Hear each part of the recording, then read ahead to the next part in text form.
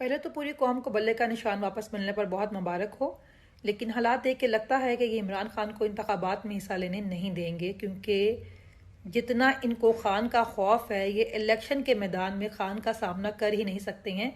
और दूसरी वजह यह है कि इनको लगता है कि अगर खान साहब खुद इलेक्शन में नहीं होंगे तो अवाम का इंटरेस्ट कम हो जाएगा और अवाम मायूस हो जाएगी और बड़ी तादाद में अपने घरों से वोट डालने के लिए नहीं निकलेगी। और अगर अवाम अपने घरों से वोट डालने नहीं निकलेगी तो टर्न आउट कम होगा, और अगर टर्न आउट कम होगा तो इनके लिए इलेक्शन के नताइज मैनेज करना आसान हो जाएगा। लेकिन आपने हमेशा की तरह इनकी हर साजिश को नाकाम करना है और 8 फरवरी को खान साहब को ज़्यादा से ज़्यादा वोट दे के कामयाब करना है।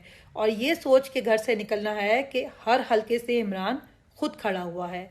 और अब जिन लोगों को खान साहब ने टिकट देने के लिए मुंतखब किया है, पहले तो उनको पूरी कौम की तरफ से बहुत मुबारक हो। लेकिन साथ ही आप ये बात याद रखें कि इतनी तकलीफ काटने के बाद इतने मुश्किल हालात में खान ने आप पर भरोसा किया है और अवाम ने खान पर भरोसा किया है।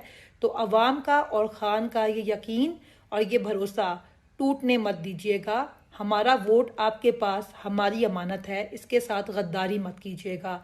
अवाम ने पहले ही बहुत धोखे खा लिए हैं और बहुत तकलीफ बर्दाश्त कर ली हैं। तो अगर इस बार आपने खान को या अवाम को धोखा दिया तो अवाम आपको माफ़ नहीं करेगी। बाकी best of luck to all of you.